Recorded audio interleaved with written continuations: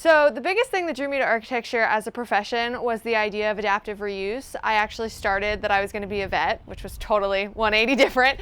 And I was always really into designing floor plans and like building houses. And I had an environmental class that talked a lot about the environmental impact of buildings. And that kind of got me interested in how we could repurpose some abandoned buildings into things like housing, since there's a housing crisis, and different ways we could use that. And then I ended up here.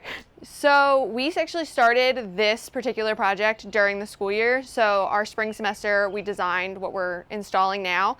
And this was kind of the continuation that we could see it be built. So I wanted to follow through on my design actually being built. That's not something we get to see every day.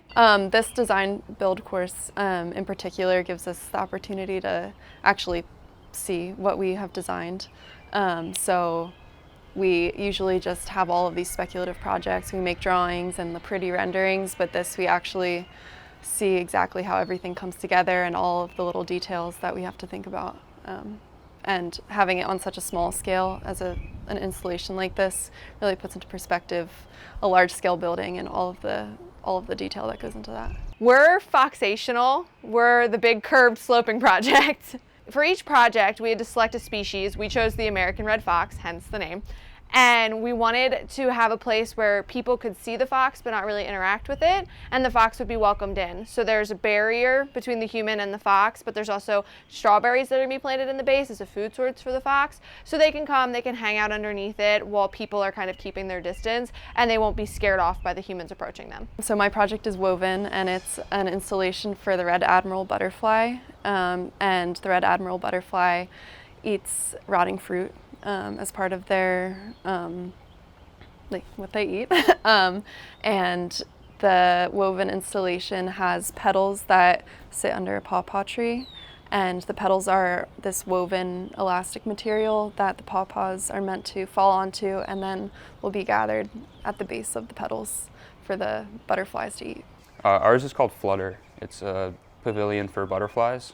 It's kind of like a haven to disorient predators from them. Yeah. So we were experimenting with kerf bent wood, which is wood that you basically make a series of cuts in and then bend it and glue it so it holds. So our structure is kind of a helix shape of those kerf bent pieces that goes up. And the base is going to be filled with milkweed flowers, which are butterflies are attracted to those. And basically the goal of the project is to attract the butterflies there, provide a home for them, and also disorient predators from catching the butterflies with those kind of rotating pieces. I'm working on the spider viewer. So it's basically, the elements are very simple. It's a bunch of space frames that are just evenly spaced on a decking. And sort of what we wanted to do was not only mimic the structure and behaviors that spiders have when creating their webs with the structure that we have, but also sort of like how spider webs have multiple perceptions to them. So we wanted our our structure to be very like multi-view, like animated as you walk across. And then it has a bunch of little nooks and crannies for the spiders to hide into and sort of incorporate their webbing into the skin in the construction of the project. So I am working on the Spring Peeper project for the Ambler Arboretum area. And our goal is to capture the phase change in condensation from the early morning into the afternoon, and then capture that moisture for the frogs to steer them away from the moist roads and instead to our nice little concrete base that we are providing for them around ephemeral ponds, which are ponds that are created in rainfall events, and that's where they like to breed. So we're placing our phase changing, moisture capturing kind of sculptures for these frogs around those areas to kind of, give them a different habitat that's not a roadway. So the benefit of having a hands-on experience is you really get to learn what it's like to build something.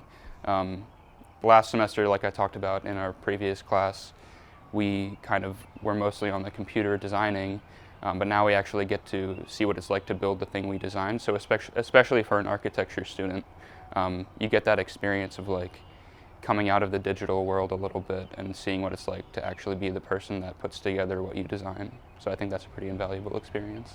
Definitely having the space is really nice, and just having this like kind of like our own environment to come to outside of the city that we can get our own like headspace into is nice. And yeah, all the facilities are wonderful, and just being on campus is beautiful. So yeah. I think so far I have kind of already gotten a way better understanding from this experience with how to use tools, how materials work with each other, which is something I've been looking for in my education, and I think that has been provided in this program.